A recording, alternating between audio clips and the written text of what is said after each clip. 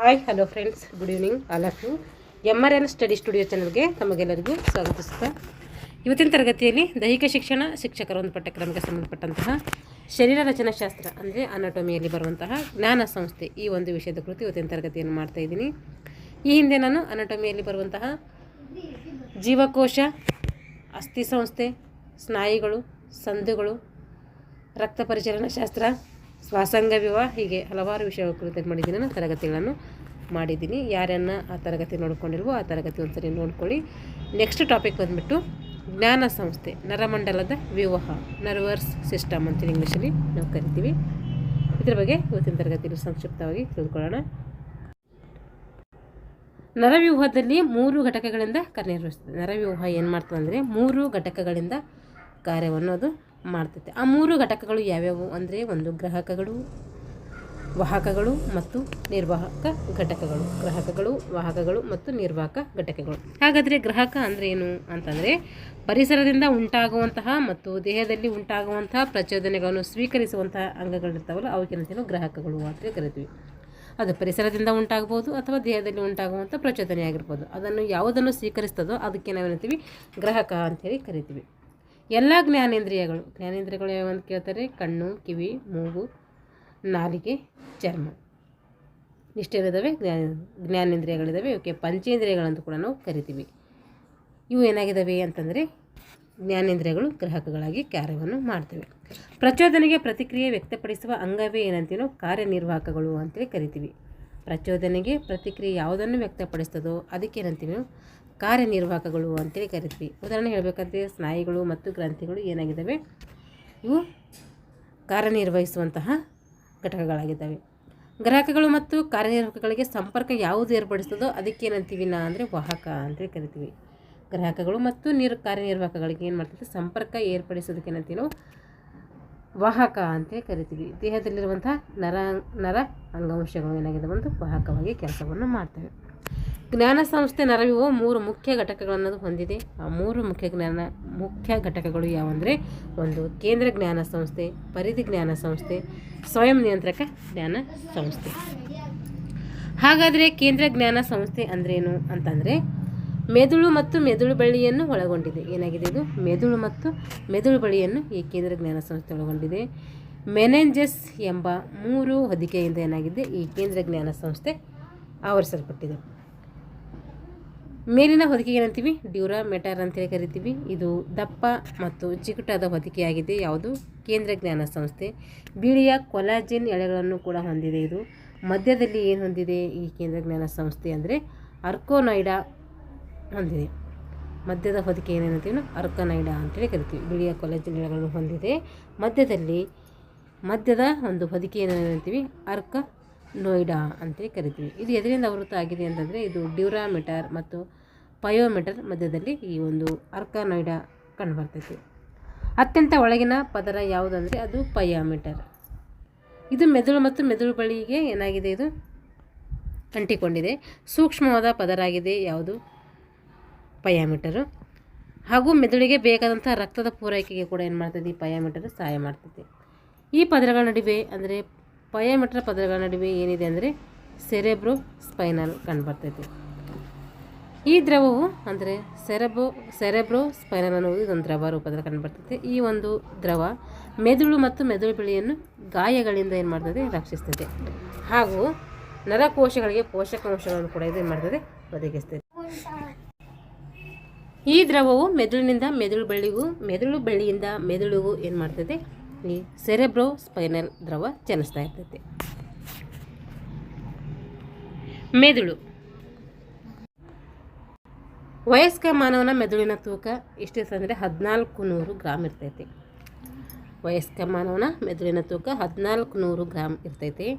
ಶಿಶುವಿನ ಮೆದುಳಿನ ತೂಕ ಅಂದರೆ ಹುಟ್ಟಿದಂಥ ಮಗುವಿನ ಮೆದುಳಿನ ತೂಕ ಎಷ್ಟಿರ್ತಂದರೆ 370ರಿಂದ 400 ಗಂಟೆ ಇರ್ತೈತೆ. 370ರಿಂದ 400 ಗ್ರಾಮ್ವರೆಗೂ ಏನಿರ್ತೈತೆ ಶಿಶುವಿನ ಮೆದುಳಿನ ತೂಕ ಇರ್ತೈತೆ. ಮೆದುಳು ಮುಮ್ಮೆದುಳು, ಮಧ್ಯ ಮೆದುಳು, ಹಿಮ್ಮೆದುಳು ಎಂಬ 3 ಭಾಗಗಳಿಗೆ ನಾವೇನು ಮಾಡ್ತೀವಿ ವಿಂಗಡಣೆ ಮಾಡ್ತೀವಿ.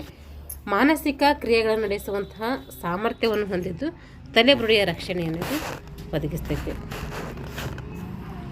ಇಲ್ಲಿ ಮಹಿಳೆಯರದ್ದು ಕೊಟ್ಟಿಲ್ಲ ಮೆದುಳು ಅವ್ರದ್ದು 1230 ಈ ಥರ ಕಂಡುಬರ್ತೈತೆ. ಬುಕ್ಸಲ್ಲಿದೆ, ಅದು ಪರ್ಟಿಕ್ಯುಲರ್ ಸೈಕಾಲಜಿಯಲ್ಲಿ ನಾವು ತಿಳ್ಕೊತೀವಿ.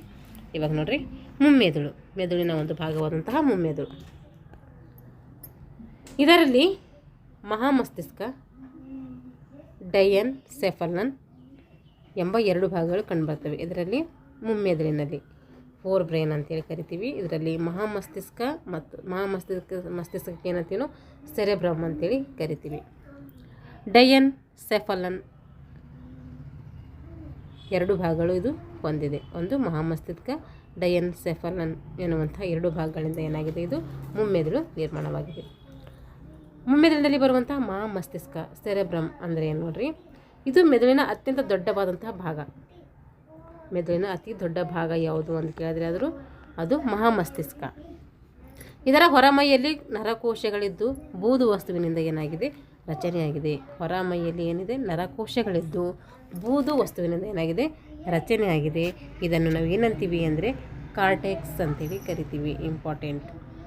ಇದರ ಆಳವಾದ ಭಾಗದಲ್ಲಿ ನರಕೋಶದ ತಂತುಗಳು ಇದ್ದು ಬಿಳಿ ವಸ್ತು ಇದೆ. ಅದಕ್ಕೇನಂತೀವಿ ನಾವು ಅಂತಂದರೆ ಮೆಡುಲಾ ಅಂತೇಳಿ ಕರಿತೀವಿ. ನೋಡಿರಿ, ಮೆದುಳಿನ ಅತ್ಯಂತ ದೊಡ್ಡ ಭಾಗ ಯಾವುದಂದರೆ ಅದು ಮಹಾಮಸ್ತಿಷ್ಕ. ಅದು ಎದರಿಂದಾಗಿದೆ ಅಂದರೆ ಬೂದು ವಸ್ತುಗಳಿಂದ ಏನಾಗಿದೆ, ರಚನೆಯಾಗಿದೆ. ಅದಕ್ಕೆ ನಾವು ಏನಂತೀವಿ, ಬೂದು ವಸ್ತುವಿನಿಂದ ರಚನೆ ಆಗಿದೆಯಲ್ಲ, ಅದಕ್ಕೆ ಏನಂತೀವಿ ಅಂದರೆ ಕಾರ್ಟೆಕ್ಸ್ ಅಂತೇಳಿ ಕರಿತೀವಿ. ಇದರ ಆಳವಾದಂತಹ ಭಾಗದಲ್ಲಿ ನರಕೋಶಗಳ ತಂತುಗಳು ಕೂಡ ಕಂಡುಬರ್ತವೆ. ಅವು ಬಿಳಿ ವಸ್ತುವಿನಿಂದ ಕೂಡಿರ್ತವೆ. ಅದಕ್ಕೇನಂತೀವಿ ಅಂತಂದರೆ ಮೆಡುಲಾ. ಬೂದು ಬಣ್ಣ ಇದ್ದರೆ ಕಾರ್ಟೆಕ್ಸ್, ಬಿಳಿ ವಸ್ತು ಇದ್ದರೆ ಅದಕ್ಕೆ ಮೆಡುಲಾ ಅಂತೇಳಿ ಕರಿತೀವಿ. ಮಹಾಮಸ್ತಿಷ್ಕದ ವಿಸ್ತೀರ್ಣ ಹೆಚ್ಚಾಗಿರುವುದರಿಂದ ಪ್ರಜ್ಞೆ, ಬುದ್ಧಿಶಕ್ತಿ, ಜ್ಞಾಪಕ ಶಕ್ತಿ, ಊಹಾಶಕ್ತಿ, ಕಾರಣಬದ್ಧವಾಗಿ ಆಲೋಚಿಸುವ ಶಕ್ತಿ, ಸಂವೇದನೆಗಳು, ನಿರ್ಧಾರ ಶಕ್ತಿಯ ಕೇಂದ್ರವಾಗಿದೆ. ಏನಾಗಿದೆ, ಮಸ್ತಿಷ್ಕದ ವಿಸ್ತೀರ್ಣ ಏನಾಗಿದೆ, ಹೆಚ್ಚಾಗಿದೆ.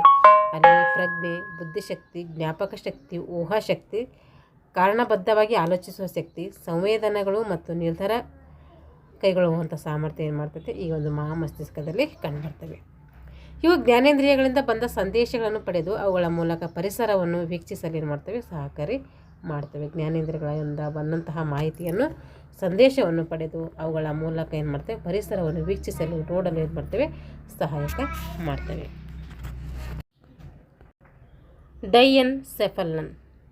ಡೈಸೆಫಲನ್ ಅಂತೇಳಿ ಕರಿತೀವಿ. ಮಧ್ಯದ ಮೆದುಳಿನ ಮುಂದೆ ಏನಿದೆ, ಈ ಒಂದು ಡೈಯನ್ನೇ ಕಂಡುಬರ್ತೈತೆ. ಇದನ್ನು ಮೇಲ್ಭಾಗದ ಎಪಿಥಾಲಮಸ್ ಅಂತೇಳಿ ಕರಿತೀವಿ.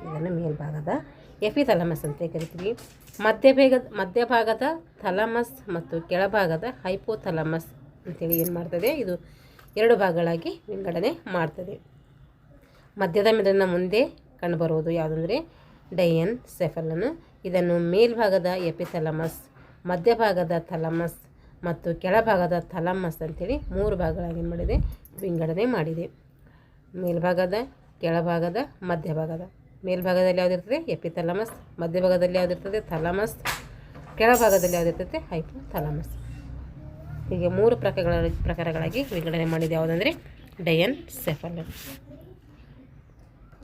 ಹೈಪೋಥಾಲಮಸ್ ಅಂದರೆ ದೇಹದ ಕೆಳಭಾಗವಾದಂತಹ ಹೈಪೋಥಾಲಮಸ್ ದೇಹದ ಉಷ್ಣತೆ, ನೀರಿನ ಸಮತೋಲನ, ಆಹಾರಾಪೇಕ್ಷೆ, ನಿದ್ರೆ ಮುಂತಾದ ಕ್ರಿಯೆಗಳನ್ನು ನಿಯಂತ್ರಿಸ್ತದೆ. ಯಾವುದು, ಹೈಪೋಥಾಲಮಸ್ಸು. ದೇಹದ ಉಷ್ಣತೆ ಆಗಿರ್ಬೋದು, ನೀರಿನ ಸಮತೋಲನ ಆಗಿರ್ಬೋದು, ಆಹಾರಾಪೇಕ್ಷೆ, ನಿದ್ರೆ ಮುಂತಾದ ಕ್ರಿಯೆಗಳನ್ನು ಮಾಡ್ತದೆ, ನಿಯಂತ್ರಣ ಮಾಡ್ತದೆ. ಹಾಗೂ ಸ್ವಯಂ ನಿಯಂತ್ರಕ ನರವ್ಯೂಹದ ಹತೋಟಿಯನ್ನು ಕೂಡ ಇದು ಹೊಂದಿದೆ. ಸ್ವಯಂ ನಿಯಂತ್ರಕ ನರವ್ಯೂಹದ ಹತೋಟಿಯನ್ನು ಕೂಡ ಏನು ಹೊಂದಿದೆ, ಈ ಒಂದು ಹೈಪೋಥಾಲಮಸ್ ಹೊಂದಿದೆ. ಈಗ ಮುಮ್ಮೆದುಳು ಐತಿ, ಎರಡನೇದು ಮಧ್ಯ ಮೆದುಳು, ಮಿಡ್ ಬ್ರೈನ್ ಅಂತೇಳಿ ಕರಿತೀವಿ. ಮಹಾಮಸ್ತಿಷ್ಕ ಮತ್ತು ಅನುಮಸ್ತಿಷ್ಕಕ್ಕೂ ಸಂಬಂಧ ಏರ್ಪಡಿಸುವ ನರತಂತುಗಳಿಂದ ಕೂಡಿದ ಸಣ್ಣ ಭಾಗವೇನಂತೀವಿ ಮಧ್ಯದ ಮೆದುಳು ಅಂತೇಳಿ ಕರಿತೀವಿ. ಮಹಾಮಸ್ತಿಷ್ಕ ಮತ್ತು ಅನುಮಸ್ತಿಷ್ಕ ಸಂಬಂಧ ಏರ್ಪಡಿಸುವ ಏನು ಮಾಡ್ತದೆ, ಸಂಬಂಧವನ್ನು ಏರ್ಪಡಿಸುವ ನರತಂತುಗಳಿಂದ ಕೂಡಿದ ಸಣ್ಣ ಭಾಗವೇ ಯಾವುದಂದರೆ ಅದು ಮಧ್ಯದ ಮೆದುಳು. ಹಿಮ್ಮೆದುಳಿನಿಂದ ಮುಮ್ಮೆದುಳಿಗೂ ಸಂದೇಶಗಳನ್ನು ಮಾಡ್ತದೆ, ಇದು ಸಾಗಿಸ್ತೈತೆ. ಹಾಗೆ ಸಾಗಿಸಲು ಕೂಡ ಯಾವ ಸಹಾಯ ಮಾಡ್ತಂದರೆ ಮಧ್ಯದ ಮೆದುಳು ಮಾಡ್ತದೆ. ಹಿಮ್ಮೆದುಳಿನಿಂದ ಮುಮ್ಮೆದುಳಿಗೆ ಸಂದೇಶಗಳನ್ನು ಸಾಗಿಸಲು ಸಹಾಯ ಮಾಡೋದಂದರೆ ಅದು ಮಧ್ಯ ಮೆದುಳು, ಯಾಕಂದರೆ ಅದು ಮಧ್ಯದಾಗಿರ್ತೈತೆ. ಶರೀರದ ಸಮತೋಲನ ಮತ್ತು ಕಣ್ಣುಗಳ ಚಲನೆಯನ್ನು ಕೂಡ ಏನು ಮಾಡ್ತದೆ ಈ ಮಧ್ಯದ ಮೆದುಳು ನಿಯಂತ್ರಣ ಮಾಡ್ತದೆ. ಈಗ ನೆಕ್ಸ್ಟ್ ಬಂದುಬಿಟ್ಟು ಹಿಮ್ಮೆದುಳು. ಬ್ರೈನಿನ 3ನೇ ಭಾಗ ಯಾವುದಂದರೆ ಅದು ಹಿಮ್ಮೆದುಳು. ಫಾನ್ಸ್, ಅನುಮಸ್ತಿಷ್ಕ, ಮೆಡುಲಾ ಅಬ್ಲಾಗೇಟ ಎಂಬ ಭಾಗಗಳನ್ನು ಇದು ಹೊಂದಿದೆ. ಹಿಮ್ಮೆದುಳು ಯಾವುದೇ ಹೊಂದಿದೆ ಅಂದರೆ ಫಾನ್ಸ್, ಅನುಮಸ್ತಿಷ್ಕ, ಮೆಡುಲಾ ಅಬ್ಲಾಗೇಟ ಎಂಬ 3 ಭಾಗಗಳನ್ನು ಇದು ಹೊಂದಿದೆ. ಫಾನ್ಸ್ ಎಲ್ಲಿ ಕಂಡುಬರ್ತದೆ, ಅನುಮಸ್ತಿಷ್ಕ ಎಲ್ಲಿ ಕಂಡುಬರ್ತದೆ, ಮೆಡುಲಾ ಅಬ್ಲಾಗೇಟ ಎಲ್ಲಿ ಬರ್ತವೆ ಎಲ್ಲ ಭಾಗಗಳನ್ನು ಕೇಳ್ತಾರೆ. ಅದು ಹಿಮ್ಮೆದುಳಿನಲ್ಲಿ. ಫಾನ್ಸ್ ನೋಡ್ರಿ, ಇವಾಗ ಅನುಮಸ್ತಿಷ್ಕದ ಕೆಳಗೆ ಏನು ಮಾಡ್ತೈತೆ ಈ ಫಾನ್ಸ್ ಕಂಡುಬರ್ತೈತೆ. ಇದು ಬೂದು ಮತ್ತು ಬಿಳಿ ವಸ್ತುಗಳೆರಡನ್ನು ಹೊಂದಿದೆ. ಫಾನ್ಸ್ ಏನು ಹೊಂದಿದೆ ಅಂದರೆ ಬೂದು ಮತ್ತು ಬಿಳಿ ವಸ್ತುಗಳೆರಡನ್ನು ಹೊಂದಿದೆ. ಮಹಾಮಸ್ತಿಷ್ಕಕ್ಕೆ ಅನುಮಸ್ತಿಷ್ಕ ಮೆಡುಲದ ನಡುವಿನ ಸಂಪರ್ಕ ಮಧ್ಯವರ್ತಿಗೆ ಕೆಲಸ ಮಾಡ್ತದೆ. ಮಹಾಮಸ್ತಿಷ್ಕಕ್ಕೆ ಅನುಮಸ್ತಿಷ್ಕ ಮೆಡುಲದ ನಡುವಿನ ಸಂಪರ್ಕ ಮಧ್ಯವರ್ತಿಯಾಗಿ ಏನು ಮಾಡ್ತದೆ ಈ ಫಾನ್ಸ್ ಕೆಲಸವನ್ನು ಮಾಡ್ತದೆ. ಆಹಾರ ಅಗೆಯುವುದು, ಉಸಿರಾಟ, ಮುಖದ ಭಾವಕ್ರಿಯೆಗಳ ಹತೋಟಿಯನ್ನು ಹೊಂದಿದೆ. ಆಹಾರ ಅಗೆಯುವುದಕ್ಕೆ, ಉಸಿರಾಟ, ಮುಖದ ಹಾವಕ್ರಿಯೆಗಳನ್ನು ಅಂದರೆ ಹಾವಭಾವ ಇರ್ತಾವಲ್ಲ ಮುಖದ ಹಾವಭಾವಗಳು ಕ್ರಿಯೆಗಳ ಒಂದು ಹತೋಟಿಯನ್ನು ಯಾವುದು ಮಾಡ್ತದೆ ಅಂದರೆ ಈ ಒಂದು ಹಿಮ್ಮೆದುಳು ಮಾಡ್ತದೆ. ಮೆದುಳಿನಿಂದ ಹೊರಡುವ 12 ಜೊತೆ ಮೆದುಳಿನ ನರಗಳಲ್ಲಿ 5, 6, 7, 8 ಈ 8 ಮೆದುಳು ನರಗಳು ಎನ್ನುವುದು ಇದರಿಂದ ಹೊರಡ್ತವೆ. ಮೆದುಳಿನಲ್ಲಿ ಎಷ್ಟು ನರಗಳಿರ್ತವೆ ಅಂತಂದು ಕೇಳಿದರೆ 12 ಇರ್ತವೆ. 12ರಲ್ಲಿ 5, 6, 7, 8 ಇವು ಎಲ್ಲಿ ಕಂಡು ಬರ್ತವೆ ಅಂತಂದರೆ ಈ ಒಂದು ಫಾನ್ಸಲ್ಲಿ ಕಂಡುಬರ್ತವೆ. ಅಂದರೆ ಹಿಮ್ಮೆದುಳಿನ ಒಂದು ಫಾನ್ಸ್ನಲ್ಲಿ ಇವು ಕಂಡುಬರ್ತವೆ. ಈಗ ಅನುಮಸ್ತಿಷ್ಕ ಅಂದರೆ ಏನು ನೋಡ್ರಿ, ಮಸ್ತಿಷ್ಕದ ಕೆಳಗೆ ಇದೆ. ಇದು ಯಾವುದು ಅನುಮಸ್ತಿಷ್ಕ. ಡ್ಯೂರಾಮೆಟರ್ನ ಬೋನ್ ಟೋರಿಯಂ ಸೆರೆಬೆಲ್ಲವು ಮಹಾಮಸ್ತಿಷ್ಕ ಮತ್ತು ಅನುಮಸ್ತಿಷ್ಕವನ್ನು ಬೇರ್ಪಡಿಸ್ತದೆ. ಮಹಾಮಸ್ತಿಷ್ಕದ ಕೆಳಗೆ ಕಂಡು ಬರ್ತೈತಿ ಡ್ಯೂರಾಮೆಟರ್ದ ಬೋನ್ ಟೋರಿಯಂ ಸೆರೆಬೆಲ್ಲಮ್ ಇದೇನು ಮಾಡ್ತದೆ ಮಹಾಮಸ್ತಿಷ್ಕ ಮತ್ತು ಅನುಮಸ್ತಿಷ್ಕವನ್ನು ಬೇರ್ಪಡಿಸ್ತದೆ. ಇದರ ಮೇಲ್ಪದರವು ಬೂದು ವಸ್ತು, ಒಳಭಾಗವು ಬಿಳಿ ವಸ್ತುವಿನಿಂದಾಗಿದೆ. ದೇಹದ ಸಮತೋಲನದ ಸ್ನಾಯುಗಳ ಸಂಕೋಚನ ಮತ್ತು ವಿಕಸನ ಹೊಂದಾಣಿಕೆಯನ್ನು ಕೂಡ ಇದು ಅನುಮಸ್ತಿಷ್ಕ ಮಾಡ್ತೈತೆ. ಈಗ ಮೆಡುಲಾ ಅಬ್ಲಾಗೇಟ್ ಅಂದರೆ ನೋಡ್ರಿ ಮೆಡುಲಾ ಅಬ್ಲಾಗೇಟ್ ಮಹಾಮಸ್ತಿಷ್ಕದ ಒಂದು ಕೆಳಗೆ ಮತ್ತು ಅನುಮಸ್ತಿಷ್ಕದ ಮುಂಭಾಗದಲ್ಲಿ ಏನು ಮಾಡ್ತೈತೆ ಮೆಡುಲಾ ಅಬ್ಲಾಗೇಟ್ ಕಂಡುಬರ್ತೈತೆ. ಇದು ಮುಂಡಭಾಗದಲ್ಲಿ ಮೆದುಳು ಬೆಳ್ಳಿಯಾಗಿ ಮುಂದುವರಿತದೆ. ಯಾವುದು ಮೆಡುಲಾ ಅಬ್ಲಾಗೇಟು. ದೇಹದ ಅನೈಚ್ಛಿಕ ಕ್ರಿಯೆಗಳಾದಂತಹ ಹೃದಯ ಬಡಿತ ಆಗಿರ್ಬೋದು, ಉಸಿರಾಟ, ರಕ್ತದ ಒತ್ತಡ, ಜೀರ್ಣನಾಳದ ಚಲನೆಗಳ ಕಿಣ್ವಗಳ ಸ್ರವಣ ಮತ್ತು ಚಯಾಪಚಯ ಕ್ರಿಯೆಗಳಿಗೆ ಏನು ಮಾಡ್ತೈತೆ ಇದು ಕೆಲಸವನ್ನು ಮಾಡೋಕ್ಕೆ ಸಹಕಾರಿ ಮಾಡಿ ಅದರ ಚಟುವಟಿಕೆಗಳನ್ನು ಕೂಡ ಏನು ಮಾಡ್ತದೆ ನಿಯಂತ್ರಣದಲ್ಲಿ ತರ್ತೈತೆ.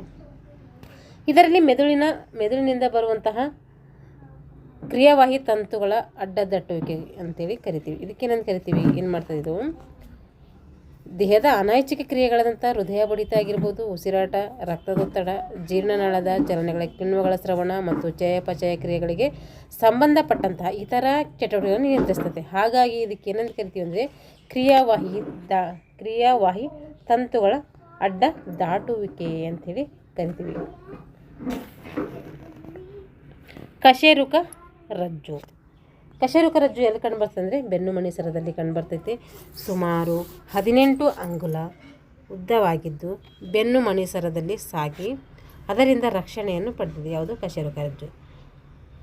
ಮೇಲ್ಪದರಲ್ಲಿ ಸುತ್ತಲೂ ಬಿಳಿ ವಸ್ತುವಿದೆ. ಸುತ್ತಲೂ ಬಿಳಿ ವಸ್ತು ಕಂಡುಬರ್ತೈತೆ. ಮಧ್ಯದಲ್ಲಿ ಹೆಚ್ಚು ಆಕಾರದ ಕಶೇರುಕ ರಜ್ಜುವಿನ ಕಾಲುವೆ ಕಂಡುಬರ್ತೈತೆ. ಇದರಲ್ಲಿ ಸೆರೆಬ್ರೋ ಸ್ಪೈನಲ್ ಎಂಬ ದ್ರವವನ್ನು ಕೂಡ ಕಂಡುಬರ್ತದೆ. ಇದರಿಂದ 31 ಜೊತೆ ನರಗಳು ಹೊರಟು ದೇಹದ ನಾನಾ ಭಾಗಗಳಂತಹ ಹೃದಯ, ಶ್ವಾಸಕೋಶಗಳು, ಜಠರ, ಕರಳು, ಮೇದೋಜೀರಕ ಗ್ರಂಥಿ, ಮೂತ್ರಜನಕಾಂಗಗಳು ಮತ್ತು ಜ್ಞಾನೇಂದ್ರಿಯಗಳಲ್ಲಿ ಮತ್ತೆ ಕವಲೊಡೆದು ಏನಾಗಿದೆ ಹರಡಿಕೊಂಡಿದೆ. ಮೆದುಳು ಬೆಳ್ಳಿಯ ಜ್ಞಾನವಾಹಿ ಮತ್ತು ಕ್ರಿಯಾವಾಹಿ ಎಂಬ 2 ಬಗೆಯ ನರತಂತುಗಳನ್ನು ಹೊಂದಿದ್ದು ಶರೀರದ ಎಲ್ಲ ಭಾಗಗಳ ಮತ್ತು ಮೆದುಳಿನ ನಡುವಿನ ಸಂಪರ್ಕ ಸಾಧನವಾಗಿ ಏನು ಮಾಡ್ತೈತೆ ಕಶೇರುಕ ರಜ್ಜು ಕೆಲಸವನ್ನು ಮಾಡ್ತೈತೆ. ಹಾಗೂ ಪರಾವರ್ತಿತ ಪ್ರತಿಕ್ರಿಯೆಯಿಂದ ಕೈ, ಕಾಲುಗಳು ಮತ್ತು ಇತರ ಅಂಗಗಳ ಚಲನೆಯನ್ನು ಕೂಡ ಏನು ಮಾಡ್ತದೆ ಹೊಂದಾಣಿಕೆ ಮಾಡಲಿಕ್ಕೆ ಸಹಾಯಕ ಆಗುತ್ತೆ. ಈಗ ಪರಾವರ್ತಿತ ಪ್ರತಿಕ್ರಿಯೆ ರಿಫ್ಲೆಕ್ಷನ್ ಅಂತ ಕರಿತೀವಿ. ಮೆದುಳು ಬಳ್ಳಿಯೇ ಈ ಕ್ರಿಯೆಯ ಕೇಂದ್ರವಾಗಿರ್ತೈತಿ. ಪ್ರಚೋದನೆಗೆ ತಾನಾಗಿ ಉಂಟಾಗುವಂಥ ಪ್ರತಿಕ್ರಿಯೆಗೆ ಏನಂತೀವಿ, ಪರವರ್ತಿತ ಪ್ರತಿಕ್ರಿಯೆ ಅಂತ ಕರಿತೀವಿ. ಪ್ರಚೋದನೆಗೆ ತಾನಾಗಿ ಉಂಟಾಗುವಂಥ ಪ್ರತಿಕ್ರಿಯೆ ಏನಂತೀವಿ, ಪರವರ್ತಿತ ಪ್ರಚೋದನೆ ಅಥವಾ ಪರವರ್ತಿತ ಪ್ರತಿಕ್ರಿಯೆ ಅಂತೇಳಿ ಕರಿತೀವಿ. ತಾನೇ ಉಂಟಾಗ್ತದೆ ಅಂತ ಅರ್ಥ. ಈಗ ಪರಿಧಿ ನರವ್ಯೂಹ. ಮೆದುಳಿನಿಂದ ಹೊರಡುವ 12 ಜೊತೆ ಮೆದುಳಿನ ನರಗಳು ಮೆದುಳು ಬಳ್ಳಿಯಿಂದ ಹೊರಡುವ 31 ಜೊತೆ ನರಗಳನ್ನು ಹೊಂದಿದೆ. 12 ಜೊತೆ ಮೆದುಳಿನ ನರಗಳು ಮತ್ತು ಮೆದುಳು ಬಳ್ಳಿಯಿಂದ ಹೊರಡುವಂಥ ಇವು 12 ಜೊತೆಯಲ್ಲಿ ಹೊರಡುತ್ತೆ, ಮೆದುಳಿನಿಂದ ಹೊರಡ್ತವೆ. 31 ಜೊತೆಯಲ್ಲಿ ಹೊರಡು ಬರ್ತವೆ, ಅವು ಮೆದುಳು ಬಳ್ಳಿಯಿಂದ ಬರ್ತವೆ. ಈ 2 ನರಗಳನ್ನು ಇದು ಹೊಂದಿದೆ. ಯಾವುದು? ಪರಿಧಿ ನರಗಳು. ನರಗಳಲ್ಲಿ ನಾವು ಮತ್ತೆ 3 ಪ್ರಕಾರಗಳನ್ನು ನೋಡ್ತೀವಿ. ಒಂದು ಜ್ಞಾನವಾಹಿನಿ ನರ, ಕ್ರಿಯಾವಾಹಿನಿ ನರ, ಮಿಶ್ರ ನರಗಳು. ಜ್ಞಾನವಾಹಿನಿ ನರ ಅಂದರೆ ಏನು ಅಂತಂದರೆ, ಜ್ಞಾನೇಂದ್ರಿಯಗಳಿಂದ ಬಂದಂತಹ ಸಂದೇಶವನ್ನು ಏನು ಮಾಡ್ತೀವಿ ನಾವು, ಕಾರ್ಯನಿರ್ವಾಹಕ ಘಟಕಗಳಿಗೆ ಸಾಗಿಸ್ತೀವಿ. ಜ್ಞಾನೇಂದ್ರಿಯಗಳಿಂದ ಬಂದಂತಹ ಸಂದೇಶಗಳನ್ನು ಕಾರ್ಯನಿರ್ವಾಹಕ ಘಟಕಗಳಿಗೆ ಏನು ಮಾಡ್ತೀವಿ, ಸಾಗಿಸ್ತೀವಿ. ಕ್ರಿಯಾವಾಹಿನಿ ನರ ಅಂದರೆ ಮೆದುಳಿನಿಂದ ಬಂದಂತಹ ಸಂದೇಶಗಳನ್ನು ಕಾರ್ಯನಿರ್ವಾಹಕ ಘಟಕಗಳಿಗೆ ಏನು ಮಾಡ್ತೀವಿ, ಸಾಗಿಸ್ತೀವಿ. ಕ್ರಿಯಾವಾಹಿನಿ ನರ ಅಂದರೆ ಮೆದುಳಿನಿಂದ ಬರ್ತದೆ. ಇದು ಜ್ಞಾನವಾಹಿನಿ ಅಂದರೆ ಜ್ಞಾನೇಂದ್ರಿಯಗಳಿಂದ ಬರ್ತೈತೆ ಸಂದೇಶ. ಕ್ರಿಯಾವಾಹಿ ಎಲ್ಲಿಂದ ಬರ್ತದೆ ಅಂದರೆ ಸಂದೇಶ ಅದು ಮೆದುಳಿನಿಂದ ಬರ್ತೈತೆ. ಮಿಶ್ರವಾಹಿ ಅಂದರೆ ಏನಂದರೆ ಜ್ಞಾನವಾಹಿ ಮತ್ತು ಕ್ರಿಯಾವಾಹಿ ಈ 2 ನರಗಳ ಒಂದು ಕಾರ್ಯನಿರ್ವಹಣೆ ಏನಂತೀನೋ ಮಿಶ್ರ ನರಗಳು ಅಂತೇಳಿ ಕರಿತೀವಿ. ಮೆದುಳಿನಲ್ಲಿ 12 ಜೊತೆ ನರಗಳು ಕಂಡುಬರ್ತವೆ. ಇವುಗಳಿಗೆ ಏನಂತೀವಿ ಅಂದರೆ ಕ್ರೇವಿಯಲ್ ನರಗಳು ಅಂತೇಳಿ ಕರಿತೀವಿ. ಜ್ಞಾನವಾಹಿ, ಕ್ರಿಯಾವಾಹಿ, ಮಿಶ್ರ ನರಗಳು ಕೂಡ ಏನಾಗಿದ್ದಾವೆ ಇಲ್ಲಿ ಕಂಡುಬರ್ತವೆ. ಕ್ರೇನಿಯಲ್ ನರಗಳ ವಿವರ ಈ ಕೆಳಗಿನಂತೆ ಕಂಡುಬರ್ತೈತೆ. ಒಂದು ಜ್ಞಾನವಾಹಿ ನರಗಳು.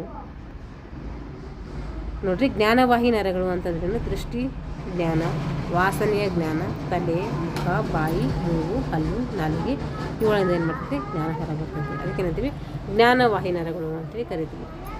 ಕ್ರಿಯಾವಾಹಿ ನರ ದೃಷ್ಟಿ ಸ್ನಾಯುಗಳ ನಿಯಂತ್ರಣ, ಕಣ್ಣಿನ ಹೊರಭಾಗದ ಸ್ನಾಯುಗಳ ನಿಯಂತ್ರಣ, ಕಣ್ಣಿನ ಸ್ನಾಯುಗಳ ನಿಯಂತ್ರಣ ಇಲ್ಲೇನು ಮಾಡ್ತದೆ, ಕ್ರಿಯಾವಾಹಿ ನರಗಳಲ್ಲಿ ಕಂಡುಬರ್ತದೆ.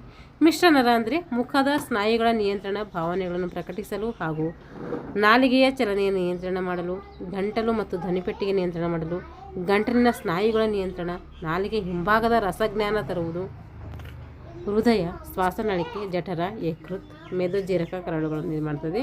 ಈ ಒಂದು ಮಿಶ್ರ ನರ ನಿಯಂತ್ರಣ ಮಾಡ್ತದೆ.